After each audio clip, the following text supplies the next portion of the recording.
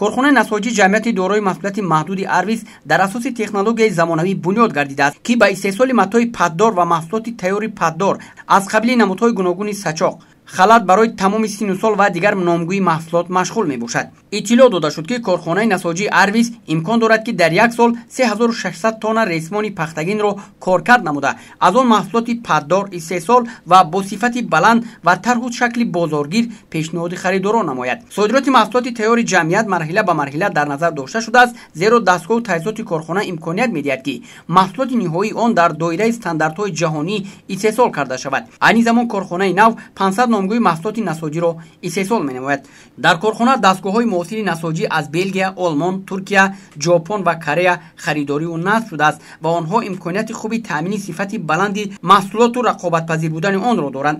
корхонаи насоҷӣ дорои коргоҳҳои тортанӣ, суфтакунӣ, бофандагӣ, рангубор, тарроҳӣ ва дузандагӣ буда, фаъолияти он ба истифодаи ашёи хоми маҳаллӣ, роҳандозии раванди пурраи коркарди пахта дар дохили мамлакат ва истеҳсол намудани маҳсулоти ивазкунандаи воридот равона гардидааст. ифтитоҳи корхонаи нави насоҷӣ дар шаҳри Душанбе боиси таъмини 600 нафар сокини маҳаллӣ бо ҷои кори доимӣ ва маоши хуб гардид, ки аксарашонро занон ташкил медиҳанд. пешхонашин будам, ҳамин корхона омадам, мутахассисои хориҷӣ ба мо омӯхтанд, ҳозир бошад ба дастгоҳамон кор карда метавонам. дар корхонаи насоҷӣ ҷамъияти дорои маҳсулоташ маҳдуди арвис истеҳсоли мато, рангубори он, нармкунӣ ва омодасозии маҳсулоти ниҳоии баландсифат анҷом дода мешавад. дар худи корхона имрӯз зиёда аз 30 намуди номгӯи маҳсулотҳо аллакай истеҳсол шуда истодааст ва метавонам қайд намоям, ки пурра маҳсулотҳое ки дар худи корхона истеҳсол мешаванд сирф ватанӣ мебошанд,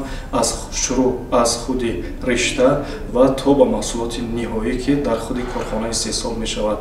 рангубори маҳсулот низ дар дохили корхона анҷом дода шуда, таҷҳизоти васлгардида иқтидор дорад, ки дар як шабонарӯз то 15 000 килограмм маторо рангу оро диҳанд. коргоҳи тарроҳӣ ва конструктории корхонаи мазкур имконият дорад, ки дар як шабонарӯз то 15 тонна маторо ба таври худкор бурида омода созад. корхонаи насоҷӣ ҷамъияти дорои масъулияташ маҳдуди арвис дорои сехи алоҳидаи дузандагӣ буда, духтани маҳсулоти ниҳоӣ мувофиқи тарҳи пешниҳод гардида дар ҳамин ҷо анҷом дода мешавад.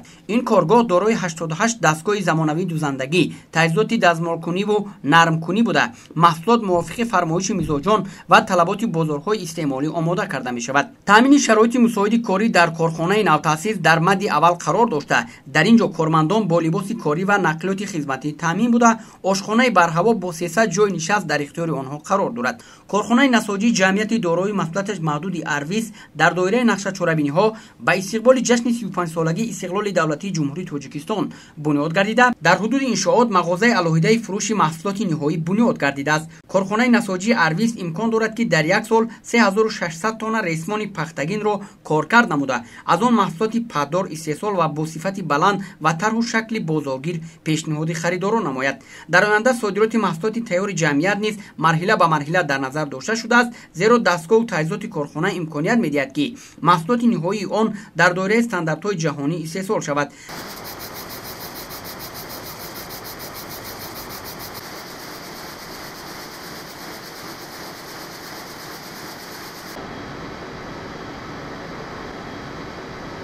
мо аллакай маҳсулоте ки дар корхона истеҳсол карда мешавад ба давлатҳои Қазоқистон, Ӯзбекистон ва Россия аллакай содирот карда истодем. дар корхона дастгоҳҳои муосири насоҷӣ аз Белгия, Олмон, Туркия, Ҷопон ва Корея харидорию насб шудааст ва онҳо имконияти хуби таъмини сифати баланди маҳсулоту рақобатпазир будани онро доранд. корхонаи мазкур бо ҳадафи саҳмгузорӣ дар яке аз ҳадафҳои стратегии мамлакат санъаткунонӣ бо суръати кишвар рӯи кор омадааст ва дар ин корхона шумораи зиёди кормандон бо ҷои кори доимӣ ва маоши хуб таъмин гардиданд ва лозим ба зикр хос аст, ки кормандони ин корхона таҷрибаи истеҳсолиро дар хориҷи кишвар ва дар дохили кишвар бо иштироки мутахассисони байналмилалии насоҷии ҷаҳонӣ гузаштаанд, ки имрӯз донандаи кори худ ҳастанд ва умед аст, ки бо зиёд шудани чунин корхонаҳои бузурги саноатӣ дар оянда шумораи ҷойҳои корӣ зиёд гардида, маҳсулоти рақобатпазир таҳти бренди истеҳсоли Тоҷикистон зиёд ва ба бозорҳои байналмилалӣ ворид мегардад.